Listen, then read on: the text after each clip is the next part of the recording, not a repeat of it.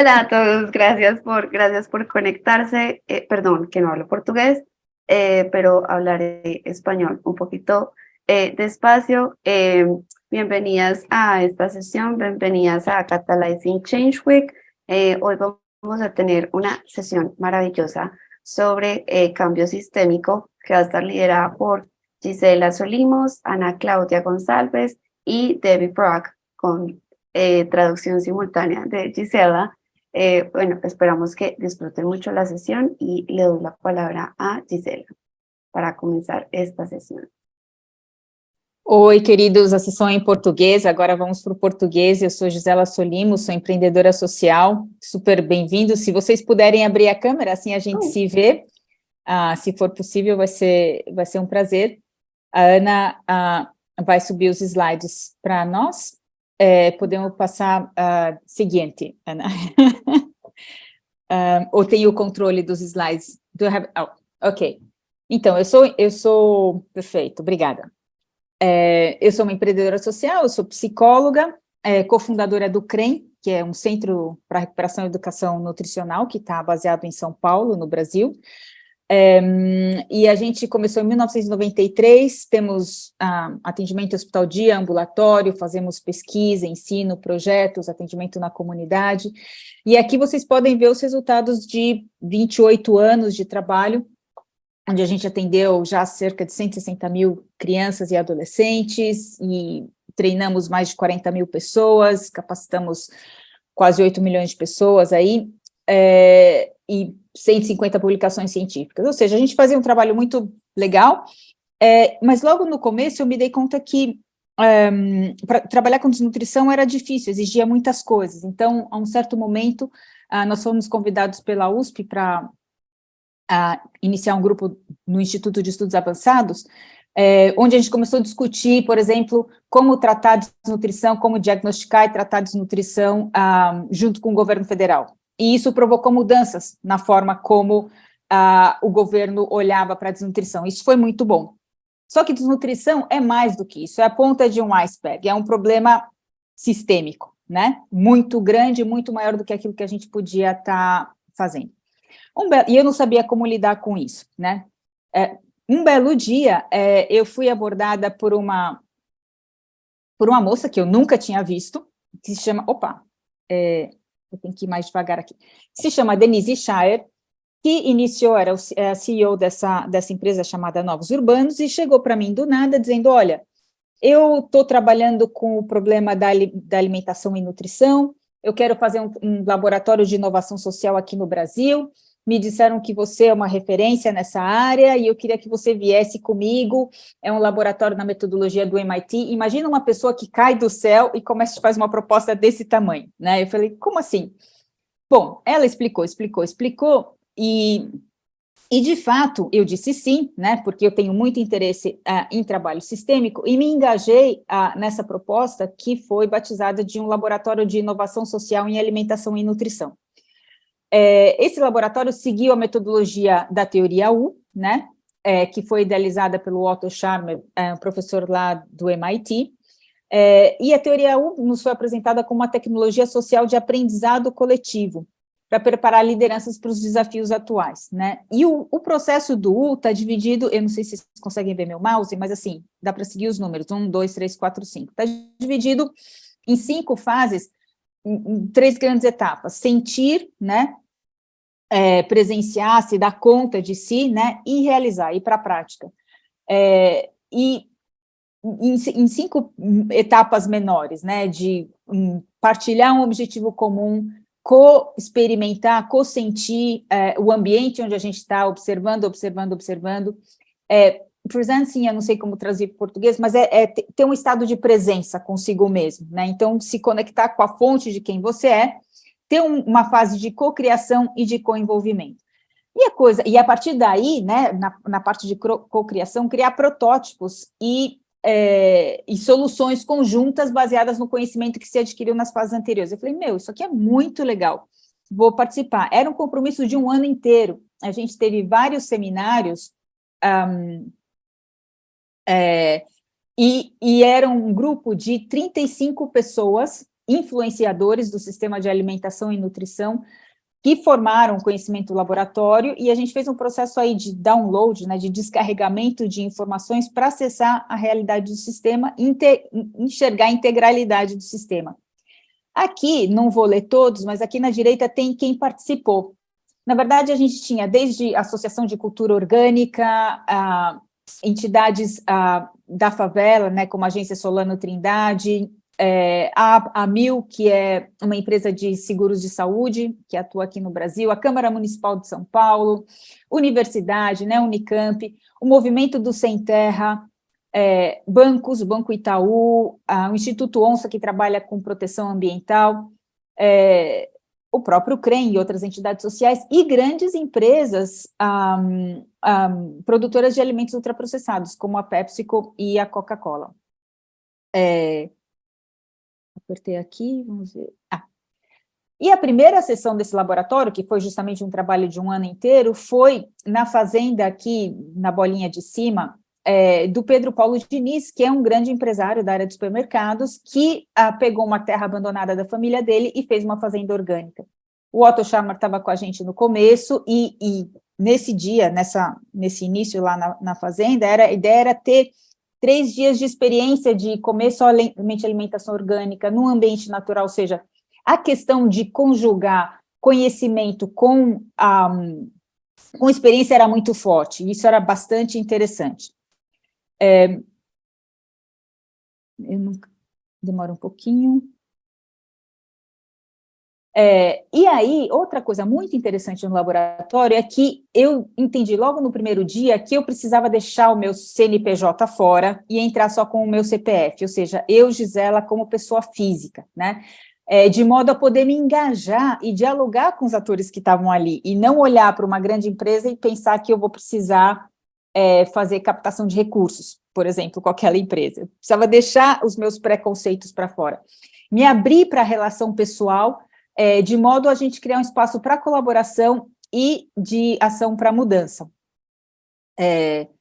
Basicamente, o que aconteceu conosco? Naquelas várias reuniões durante o ano todo, a primeira grande fase foi de conectar, né, como pessoas, mas depois de ter uma série de inputs de especialistas, né, dos professores das universidades, a Marina Silva, que hoje é ministra do Meio Ambiente, é uma grande advogadora do meio ambiente, de modo que, a partir desses inputs, a gente olhasse para os conhecimentos... É a minha tela? Para os conhecimentos emergentes. Minha tela está andando sozinha, pessoal. Dos grandes resultados foi criar um mapa, né? Aqui está muito pequenininho, mas eu vou mostrar cada um dos elementos do mapa, quer dizer, entender o que estava acontecendo com a questão do ambiente de alimentação e nutrição. Por exemplo, a primeira conclusão que a gente chegou, que a obesidade infantil, que foi o que a gente focou um pouco mais, é algo invisível. As famílias não reconhecem como uma doença e é a causa da maior parte das doenças crônicas não transmissíveis, que são as causas de morte no Brasil e no mundo, sendo que mais da metade da população brasileira está obesa. A gente olhou para o papel que a publicidade tinha aqui, né, e vendo que uma propaganda excessiva moldou os nossos atuais padrões de consumo, sem falar na quantidade de recursos gigante para cada dólar gasto pela Organização Mundial de Saúde para promover a nutrição saudável, $500 são gastos em publicidade pela indústria de alimentos. Então, se dá conta desse fator de influência na vida das pessoas. Além disso, com o processo de urbanização no Brasil, as pessoas vêm da área rural para a urbana e tem uma grande perda da identidade cultural e alimentar. Elas lá comem, eu não sei, jabá, mandioca, batata doce ou outras coisas, chegam aqui na cidade e não encontram esses alimentos. E vão buscar informação lá na televisão que diz para eles que certos alimentos são muito, muito interessantes, né? As mulheres morando nas cidades, elas têm que ir trabalhar, e elas ficam, sei lá, 12 horas por dia fora de casa, elas têm menos tempo para cozinhar, vão de novo para os alimentos ultraprocessados, além do que as favelas estão em desertos alimentares, o que também é um grande problema, um grande desafio. Finalmente, a forma de produção, cheia de agrotóxico, não sustentável para o meio ambiente, e também a distribuição e acesso desses produtos foi um objeto de reflexão, e, finalmente, o papel da indústria de alimentos na produção efetiva dos ultraprocessados. Ultraprocessados têm toda uma tecnologia para que esse alimento nos vicie, né? E aí a gente não para mais de comer. Esse processo todo foi muito interessante, ele trouxe mudanças a nível pessoal, né? Então, pessoas da indústria de alimentos diziam, eu aprendi aqui que eu preciso conversar com o meu inimigo. Quem que era o meu inimigo? A universidade, porque a universidade mostrava as pesquisas dizendo o quanto o ultraprocessado fazia mal. Ou se darem conta de quanto a publicidade realmente é pesada e influencia na vida das pessoas, porque a gente teve momentos de visitar, então eu tive pessoas visitando a minha instituição e vendo as minhas crianças obesas, super obesas, viciadas em refrigerantes, né?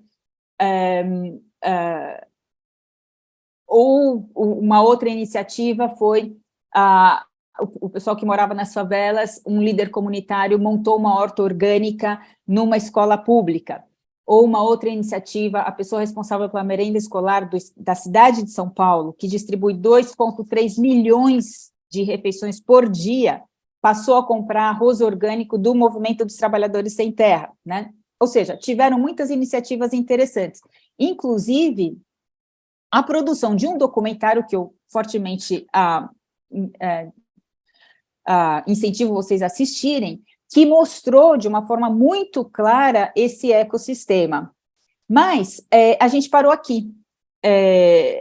Achei muito rico, criamos relacionamentos, fizemos novas conexões, tivemos insights incríveis que mudaram a nossa forma de estar diante do problema, e eu fiquei me perguntando quais que seriam os próximos passos, porque a parte prática ficou muito focada em alguns pontos.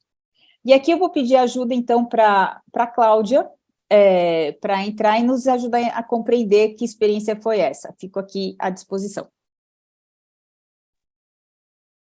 Muito grata, Gisela. Agora vamos ter um outro português, é um português mais do lado de cá do oceano, e eu vou tentar falar um português não tão fechadão, mas um pouco mais aberto. Eu sou portuguesa, já estive vivendo também em São Paulo, então eu acho que dá para ir falando devagar e todo mundo ir seguindo. O que estava a Gisela aqui a propor era nós olharmos para a questão que sempre escutamos cada vez que trabalhamos com a mudança sistémica, que é, olha, como é que a gente fez isto com o U e agora como é que a gente fecha o U, né? Como é que, agora o que é que vamos fazer? Então, o percurso que a Gisela fez e todo este projeto fez tem pontos super interessantes.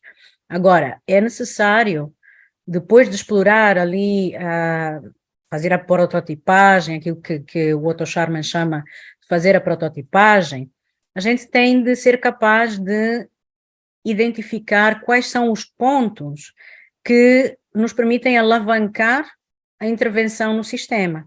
Então, quando a gente, há um slide aí atrás, que eu vou tentar ir lá, que eu gosto bastante, aqui do projeto da Gisela, este slide aqui, opa, fui muito animada. Este slide é muito interessante porque dá para a gente ver que eles estiveram trabalhando em diferentes domínios da problemática. Agora, quando a gente fala em mudança sistêmica, a gente também tem de ver quais são as relações entre estes domínios. Então, a gente tem de entender quando estamos mexendo uma variável num dos domínios, qual vai ser o impacto nos outros, tá bom? Então, quando fazemos isso, e eu acho que provavelmente esse seria o próximo passo, Gisela, de dar, ok, já identificamos estas 6 grandes áreas que influenciam a questão alimentar. Agora, como é que nós podemos entender a influência e a rede de influência que cada um destes domínios tem para com os demais. Quando a gente começa a fazer esse desenho, começamos a identificar pontos que são chave, que quando a gente atua sobre esses pontos específicos, nós estamos influenciando vários domínios.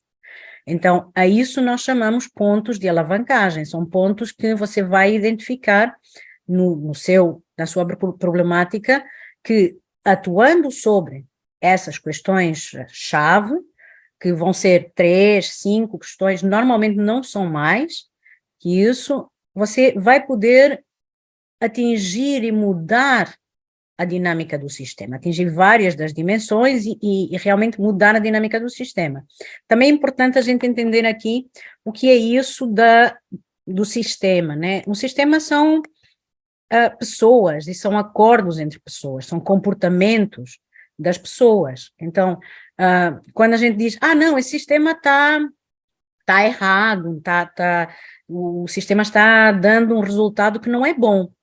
Isso não tem essa situação, porque um sistema dá sempre o resultado para o qual ele foi desenhado. A gente pode não ser consciente de que desenhou um sistema que vai dar esse resultado, mas quando começamos a ganhar essa consciência, então nós vamos começar a poder alterar os nossos acordos, alterar o nosso comportamento, de maneira a alterar as dinâmicas do sistema. Tá? Então, quando eu estava falando com a Gisela, o que surgiu foi muito isso, olha, agora que já tens estes 6 pontos, vamos tentar criar esse tecido das relações para identificar quais são os pontos de alavancagem. Uma vez que tens isso identificado, vais ter de definir uma estrutura base que permita que o projeto seja sustentável ao longo do tempo. Então, você vai ter de pensar, olha, como é que nós vamos juntar todas estas entidades, se calhar num consórcio, ou num movimento, ou numa qualquer entidade que tenha uma vida própria e que não esteja dependente de uma organização. Portanto, ela é em si mesma um elemento de mudança. Depois é necessário criar um compromisso, e esse compromisso é um compromisso de trabalho, é um compromisso de dedicação, um compromisso de recursos, é um compromisso de advocacia dentro daquilo que é a esfera política. Então, temos de criar esse comprometimento, temos realmente de estar de acordo em juntar os esforços muito mais além da identificação do problema. Vamos criar equipas que são multidisciplinares com estes participantes e provavelmente com outros que vão ser necessário juntar e vamos atacar cada um dessas equipas vai tomar um dos pontos da alavancagem, vai fazer sua estratégia. Então, há aqui uma visão de trabalho concreto e de implementação concreta no terreno. E depois há que fazer as coisas, não adianta só pôr no papel bonitinho, é preciso dobrar a manga da camisola e poder ir trabalhar, e temos sempre de pensar em medir. É fundamental medir, mas este medir não é um medir para encontrar o culpado e dizer, você vai muito mal, ou você... Não, é um medir para entender, olha, como estamos indo, e que é necessário integrar de aprendizado, seja um aprendizado positivo, seja um aprendizado que resulta de coisas que não funcionaram, tá? Não aprendemos só com aquilo que funciona, aprendemos com o que funciona e aprendemos com o que não funciona. Então, nós integramos isso e vamos novamente começar o ciclo. Então, é super importante ter presente que a mudança sistêmica não é algo que acontece uma vez, é algo que acontece num processo contínuo em que a gente vai sempre andando e dando essa volta, fazendo estes passos de forma cada vez mais abrangente, tá? Então, agora vamos olhar especificamente para o que aconteceu no caso da Gisela. Então, ponto-chave do caso, houve um conjunto de questões que estiveram super bem e muito bem feitas e normalmente, posso dizer, da experiência, trazem também muito problema, coisas que eles conseguiram fazer, ter esta base muito representativa de 35 agentes que estão ligados com a problemática, isso é super bom e muitas vezes não é fácil. Foi super importante que nesta base estivessem os bons e os maus, e tudo isto entre aspas, mas normalmente não seria de esperar que as empresas que têm a parte dos processados, né, estivessem também neste desafio e neste processo de mudança, mas estava aí a PepsiCo e a Coca-Cola, e isso é super importante, que é sentar na mesma mesa os bons e os maus. Normalmente os bons somos nós, os maus são os outros, né? Mas é fundamental trabalhar com eles a solução, porque se nós pensamos que vamos fazer mudança sistémica aqui no nosso cantinho com todos os que pensam igual que a gente, não vai funcionar. É preciso chamar os outros que são do lado de lá, são os tais que não entendem, que só fazem coisa errada. Não, vamos chamar eles, vamos chamar para criar uma solução que seja conjunta. E eles conseguiram fazer isso. Então é super, super interessante o que eles chegaram a fazer. E depois, outro ponto é o facto de eles terem um propósito que foi compartido entre todas estas entidades e isso também é um ponto fundamental do início de todos estes processos. Eles começaram por ter este grupo e aí alargaram este grupo indo escutar aquilo que são as vozes das pessoas, das partes interessadas, daqueles que são os especialistas das diferentes matérias, então isso também é super, super bom. E tinham esta ideia de prototipagem como foco, e isso é super importante porque traduz uma cultura de experimentação. Então, normalmente, quando a gente tem essa cultura de experimentação, não tem problema em errar. É possível errar, e sem que isso seja um drama, e tendo esse erro como parte do processo de aprendizagem. Então, tudo isso já foi feito neste caso. Agora, o que é que nos falta fazer? O que era isso agora? Quais são as tais, os next steps e o que tem aqui para avançar? Temos a parte de alavancagem, né? Que é encontrar, ser a tal estrutura de relações entre estas 6 áreas e identificar os pontos de alavancagem. Tem este desenho da estrutura de sustentabilidade do projeto no longo prazo, tem este criar os compromissos, né?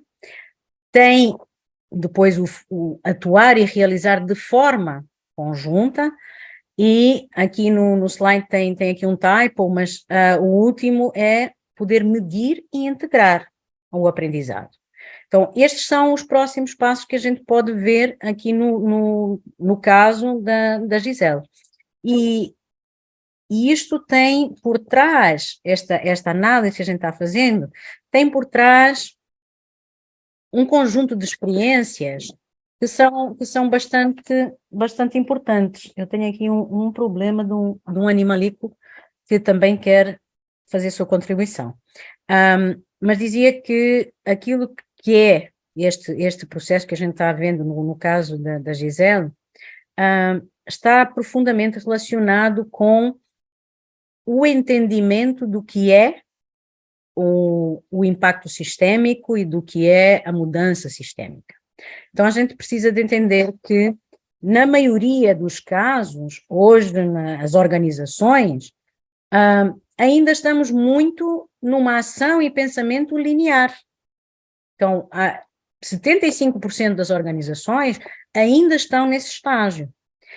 Depois, há um conjunto de outras organizações que já avançaram um pouco mais, elas têm pensamento sistêmico, mas depois a ação é linear.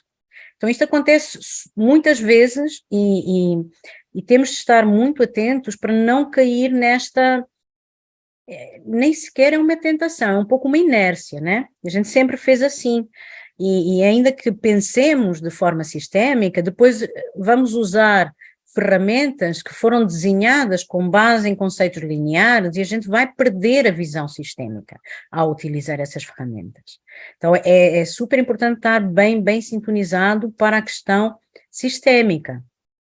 E isso faz com que possamos avançar para o estágio seguinte, que é um modelo de mudança sistémica, que implica não só pensar sistemicamente, mas agir sistemicamente.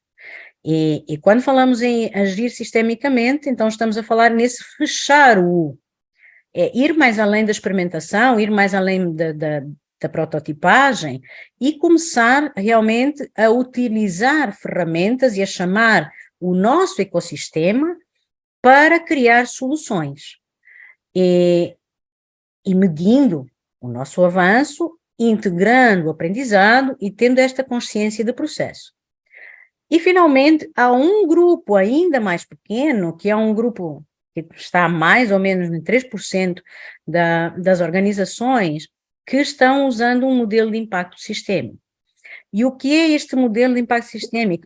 Para além de estar a trabalhar com o meu ecossistema direto, eu estou também a trabalhar com a sociedade no seu global. Então, já tenho não só uma relação com as entidades e os agentes que estão à volta da minha organização, mas estou a trabalhar com todos os agentes da sociedade onde estamos integrados, tendo sempre esta perspectiva que não existem organizações isoladas, não existem pessoas isoladas, não existem empreendedores sociais isolados. Todos estamos interconectados e quando estamos a fazer algo, estamos a influenciar também o que está à nossa volta. Então, isto é o tal do pensamento sistémico, a ação sistémica e depois a ação sistémica de forma coletiva, tá? Simplificando um pouco o processo, quando estamos a falar de fazer uma estratégia de impacto sistêmico, a gente começa por fazer uma análise do problema e fazer uma análise sistêmica do problema, neste caso, o problema da alimentação, né?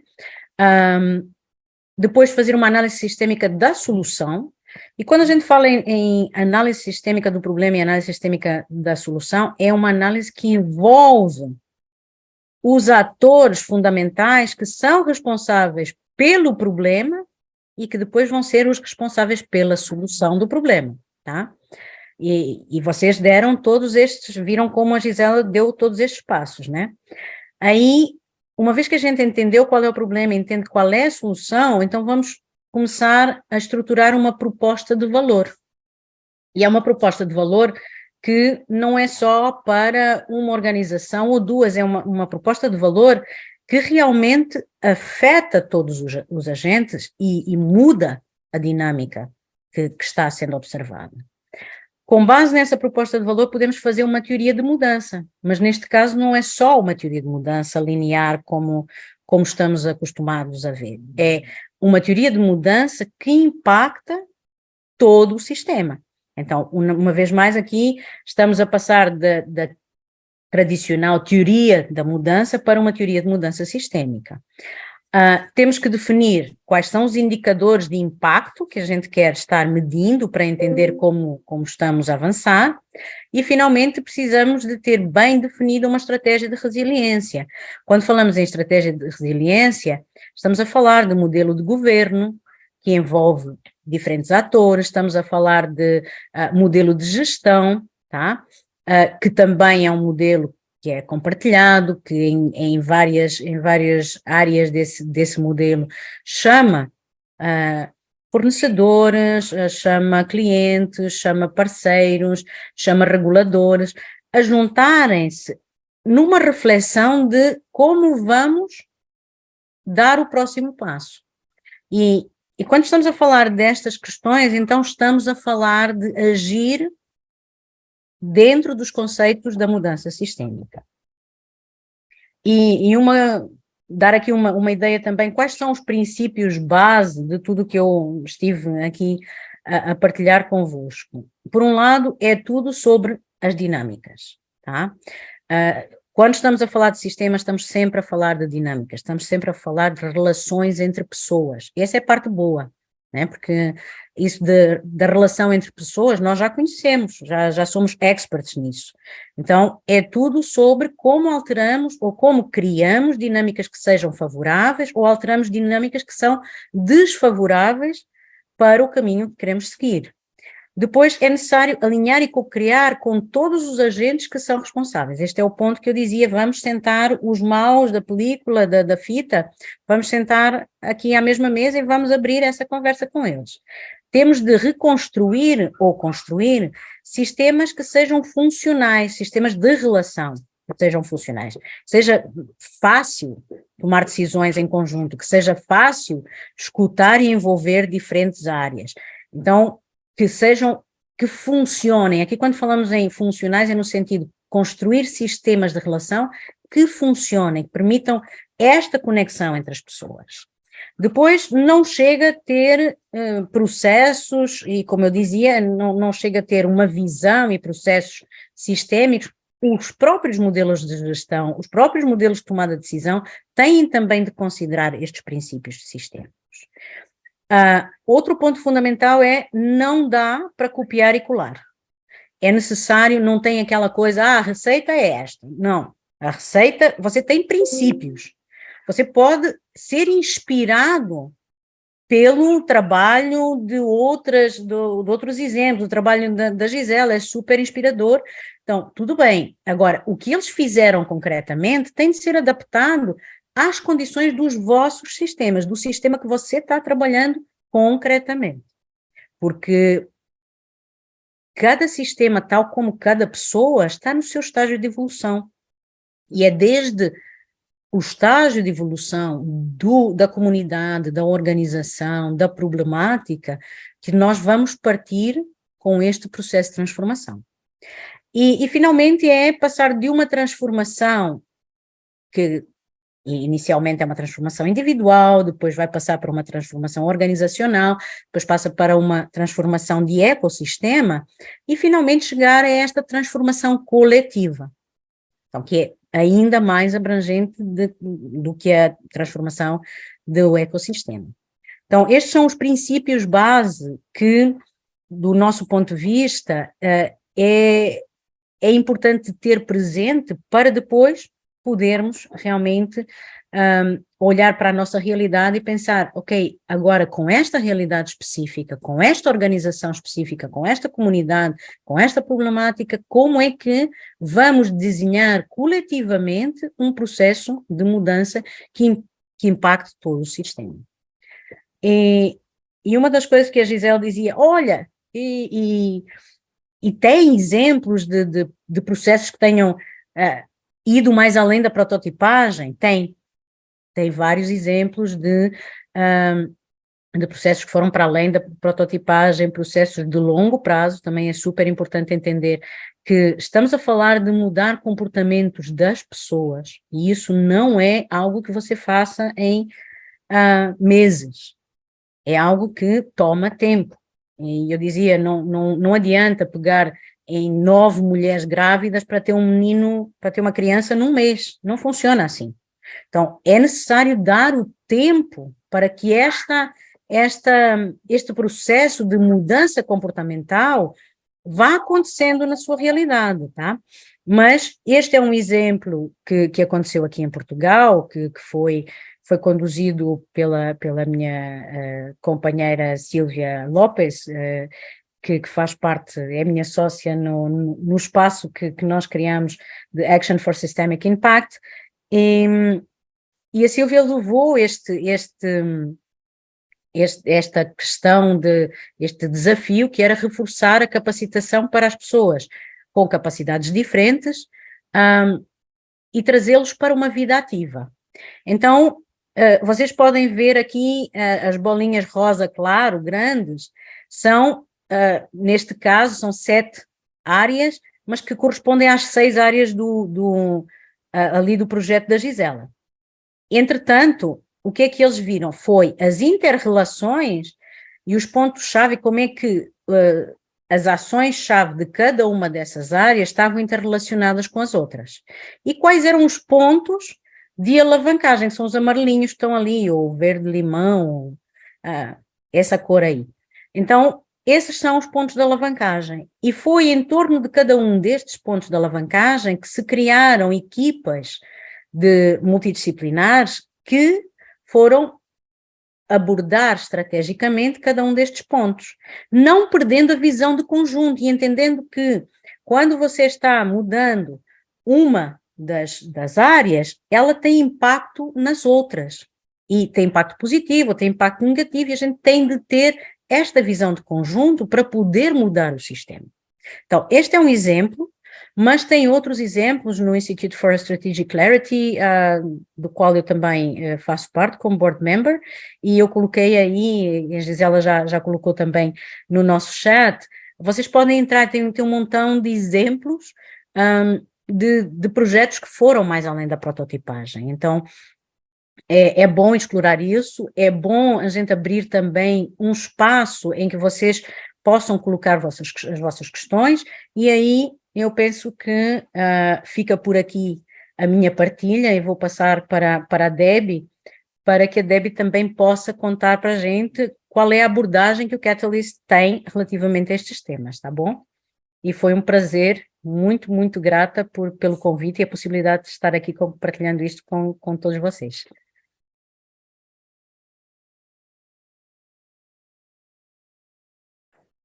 Gracias, Ana Claudia. Appreciate this session. I've been having fun with my Google Translate. Espanhol poquito, Portuguese not at all. Obrigada, Ana Cláudia. Eu gostei muito da sessão e eu estava me divertindo com o Google Tradutor aqui, um pouquinho de espanhol, português não. The Catalyst model, for our kind of approach to the way we think, you can go próximo. There you go. Go back one. So in our model, there's 3 pillars, the green pillars that I want to explain. The first one is focused on, having this community and building this active engagement in this environment for social entrepreneurs to be successful. No nosso modelo, eu vou explicar o modelo de mudança sistêmica do Catalyst, eu vou explicar os 3 pilares verdes. No primeiro pilar, a gente tem desenvolver um ambiente que promova o florescimento dos empreendedores sociais. And as social entrepreneurs, we want to bring together, to do systems level work, we have to bring together government and policymakers. We have to work with the business sector, the funders, and all of us work collaboratively together. Para eles poderem fazer mudança, os empreendedores sociais poderem fazer mudança sistêmica, a gente tem que trazer outros atores, a gente tem que trazer as empresas, a gente tem que trazer os governos, a gente tem que trazer esses outros atores. Thank you. And the second element of the theory of change for Catalyst 2030 is this collaborative action.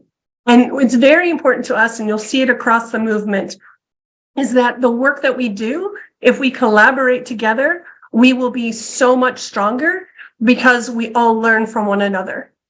O segundo elemento para a mudança sistêmica que o Catalyst considera é a ação colaborativa. Promovendo a ação colaborativa, a gente consegue promover a mudança sistêmica. Precisamos promover a forma de colaborar uns com os outros. And the third pillar is facilitate systems learning. And we know this with this session. We chose to do one in Portuguese and one in English, which will be tomorrow, because we know that the learning is so important that when we look at systems, it is so difficult. It's not easy to learn how to do systems level change. So we want to have a lot of learning in the work that we do. E o terceiro elemento é aprendizado sobre o sistema, porque a gente precisa conhecer e aprender muito para entender as mudanças sistêmicas que a gente quer promover, e a gente promove isso dentro do Catalyst. Brasimo. So next we talk about what is systems change for Catalyst 2030. And the first one, we look at that deep root causes that Ana Maria talked about, is that, or Ana Claudia, addressing those causes at the root level and understanding and approaching this in a holistic, systemic way. Então, o que é mudança de sistema para o Catalyst 2030? A primeira coisa é olhar para as causas raiz, né? Ao invés de ficar olhando os sintomas, tratando os sintomas, olhar para as causas que estão por baixo. Isso tudo dentro de uma visão holística ou uma visão sistêmica.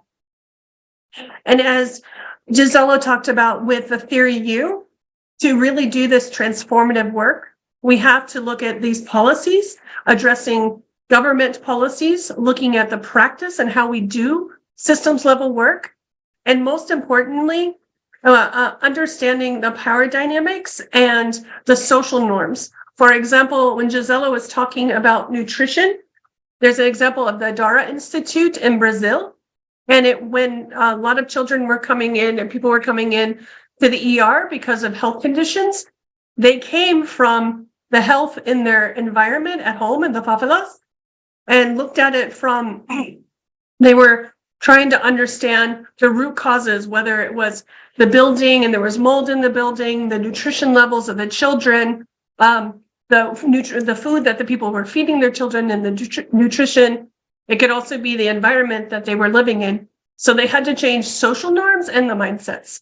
Então, para a gente fazer mudança sistêmica, também é necessário trabalhar com a questão das políticas públicas, as dinâmicas de poder, as práticas, e também as normas sociais e os modelos mentais. Por exemplo, lá no Brasil, a Gisela falou isso também na Teoria U, quando ela explicou a Teoria U. Lá no Brasil tem uma organização social, que é o Instituto Dara, que está no Rio de Janeiro, e que trabalha com saúde das crianças, e o que eles olham, eles ajudam a criança que tem algum tipo de doença a se recuperar, mas eles entenderam que eles precisam também olhar para como é a casa dessa criança, se ela tem I'm completing your explanation. Se ela tem uma asma recorrente numa casa sem janela, precisa ter uma janela na casa, ou seja, eles olham cada um dos elementos da família, da casa, da criança, que são necessários ter uma intervenção para ter uma mudança no estado de saúde daquela criança.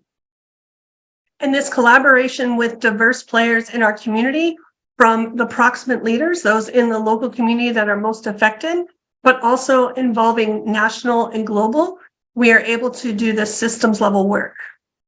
E isso envolve justamente a colaboração de diferentes líderes, a iniciar dos líderes locais, né, que estão nas comunidades, mas também envolvendo líderes a nível nacional ou global. So to achieve this catalytic systems level change, I love this example from yesterday. At the major headline session, one of the ministers of India said, I'm going to take the social innovation economy information to the G20 when the G20 meets. And that was mind-boggling, because now we're getting people at the G20 level to pay attention to the work of social entrepreneurs. Então, para falar sobre mudança catalítica a nível sistêmico, eu adorei o exemplo da sessão principal que a gente teve ontem, onde o primeiro-ministro da Índia falou que ele vai levar para o G20, o grupo de G20, onde a Índia hoje tem a liderança, o conceito de Systems Innovation Economy, de economia de inovação sistêmica. Isso traz um enorme poder de transformação, que é colocar esse conceito dentro, por exemplo, do G20, que é uma organização global. That was, and so this next slide talks about, go to the next one, this achievement of the catalytic change. The leverage of the power of the collective is that you will see sessions during Catalyzing Change Week where you might be in the healthcare, you might be in fast fashion, you are in areas of people that are similar to you and working on similar problems, and we learn from what each other does better. And so we try to collaborate together, but also we provide collaborative leadership through our chapters, our regions, and our involvement within Catalyst and decision making. Então, para a gente atingir essas mudanças catalisadoras, a gente, dentro do Catalyst 2030, tem algumas práticas. Então, como que você alavanca o poder do coletivo, o poder coletivo? Por exemplo, através da Catalyzing Change Week, onde as pessoas de diferentes áreas, diferentes lugares, falam, discutem o que elas estão fazendo e apresentam as suas ideias e os problemas. E a gente também promove colaborações entre diferentes pessoas.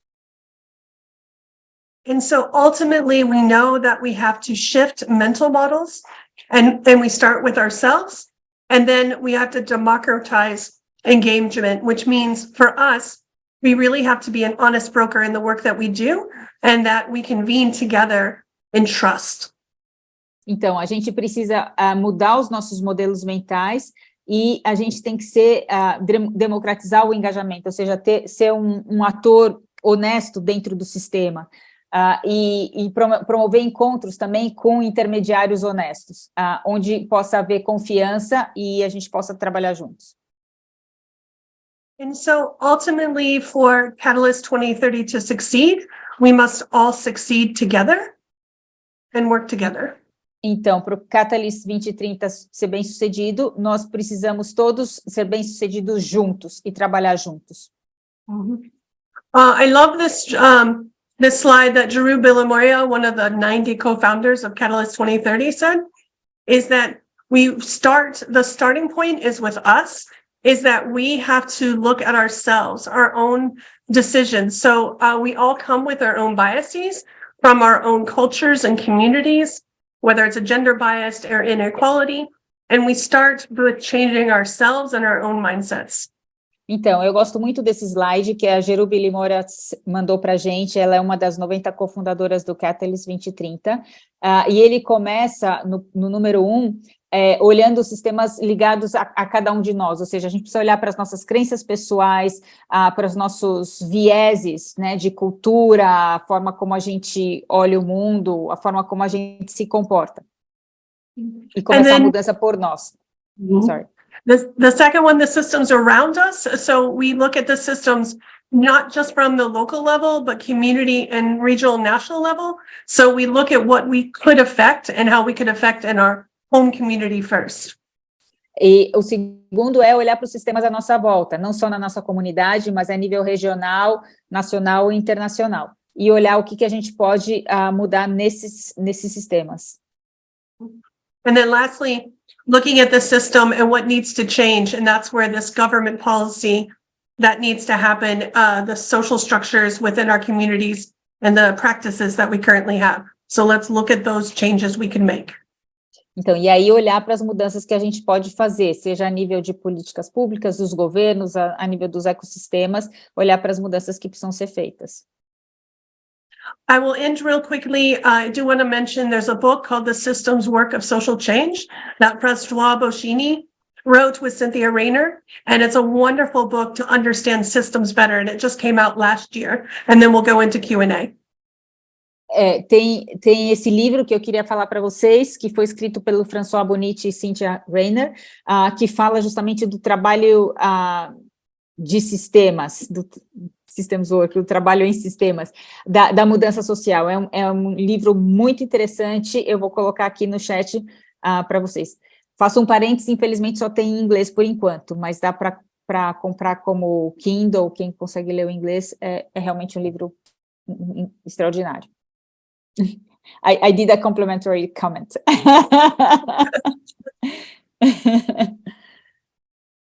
And we're ready for a discussion, so we can all go on screen together for any questions that you have. E a gente está pronto para conversar com vocês, então justamente vamos ter a tela todos juntos. Perguntas que tiverem, eu não sei quais... Alguém já colocou pergunta aqui no chat, Ana? Você chegou a ver? Não. Eu posso começar? Eu tenho uma pergunta para a Cláudia, enquanto o pessoal vai aquecendo. Cláudia, no processo que eu fiz aqui no Brasil, foi um processo de 1 ano. Começou em dezembro de 2014 e foi até dezembro de 2015. e a gente efetivamente não chegou nos pontos de alavancagem que você comentou, né, na mudança sistêmica. Eu me pergunto, e foi realmente um trabalho grande juntar aqueles atores diferentes, tão diferentes, governo, empresa, universidade, e mantê-los conectados. Porque nós tínhamos 40 pessoas no primeiro seminário, mas essa manutenção também não é óbvio. Então, eu estava pensando, parece que, como é mudança sistêmica, se o sistema é como é porque os atores envolvidos querem que ele seja dessa forma. Como a gente engaja atores para promover mudança, que é um processo longo, implica você abrir mão de muitas coisas, dos seus preconceitos, como dizia a Deb antes, mas também de poder, né? Talvez de dinheiro, ter menos lucro, depende de qual sistema a gente está falando. Eu queria que você falasse um pouco para a gente desse engajamento contínuo na mudança sistêmica, como que é nas vossas experiências. Então vamos lá, vamos tentar aqui abordar essa questão. É uma questão super importante e muito recorrente. Qual é a nossa experiência? E daí ser tão importante esta questão de conectar com um propósito profundo. As mudanças dos sistemas fazem-se com pessoas. Então, aqui, aquela ideia de temos de juntar as organizações, sim, temos de juntar as organizações, mas temos de juntar primeiro as pessoas.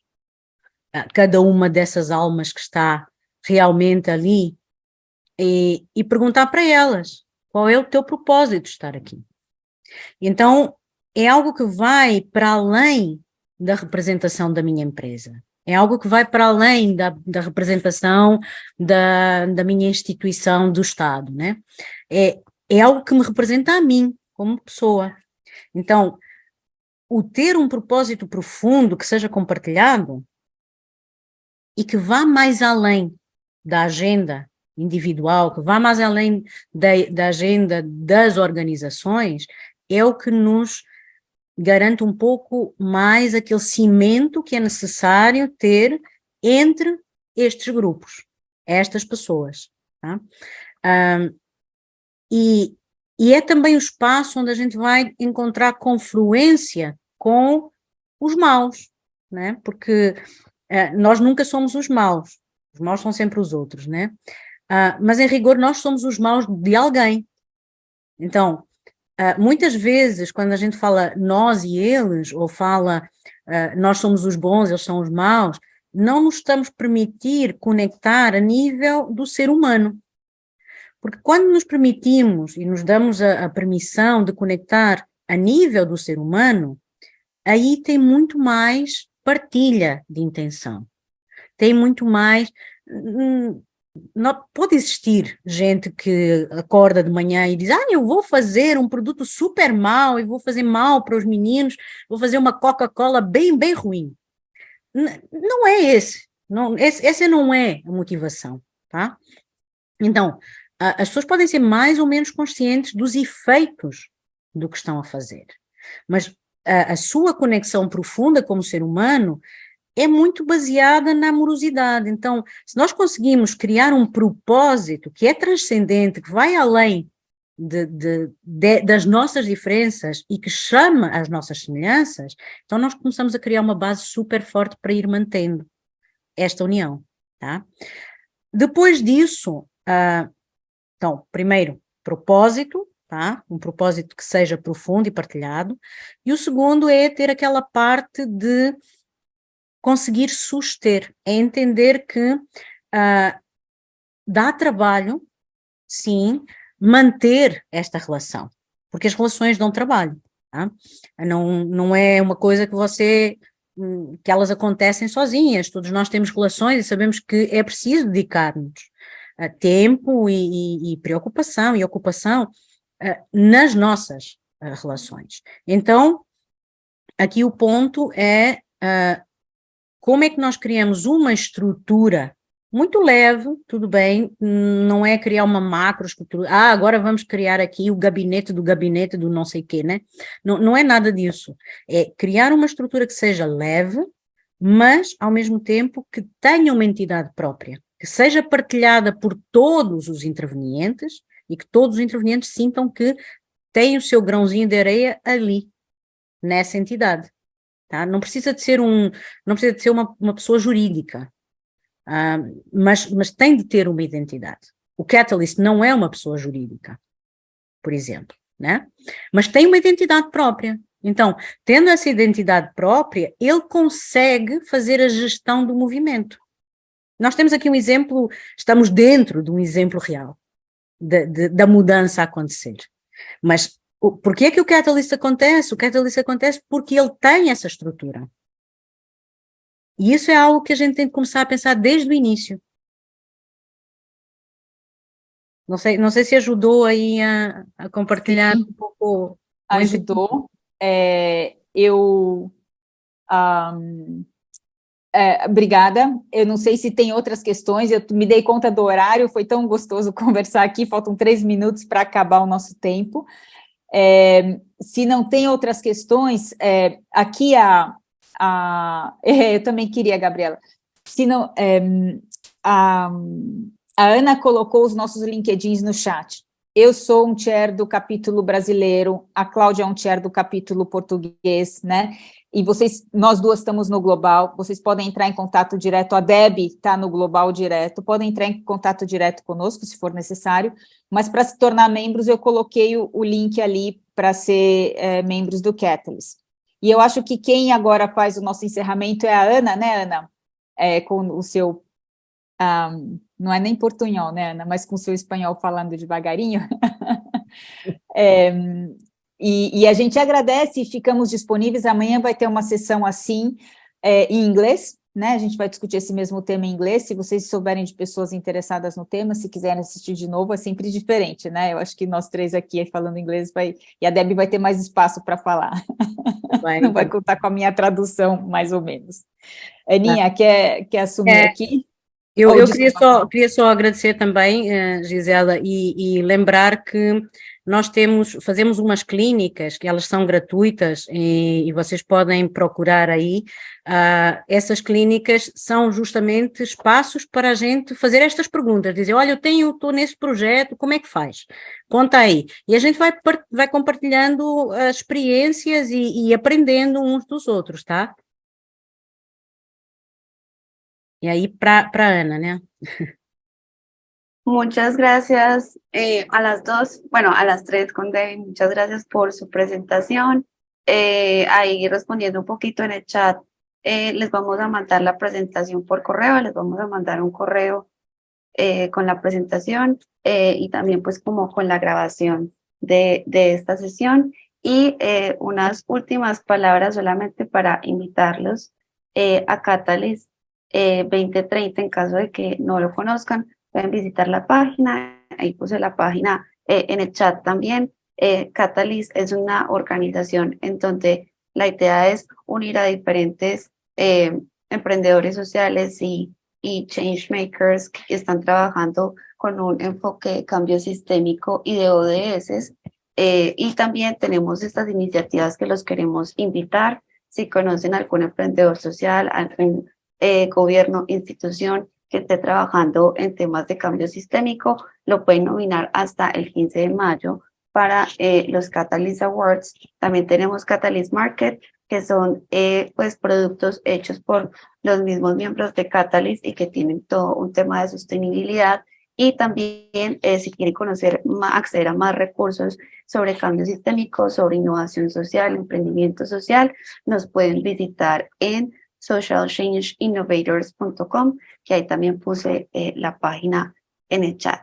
Y bueno, agradecerles por su asistencia. Tenemos Catalyzing Change Week hasta mañana. Todavía tenemos otras sesiones y tendremos esta sesión en inglés a las 3 de la tarde CEST. Entonces también bienvenidas a asistir o invitar a otras personas. Aquí. E essa foi uma sessão realmente catalítica e global, né? Porque tivemos 3 idiomas numa única sessão. Obrigada, pessoal. Muchas Obrigadão, gracias. obrigadão. Obrigada.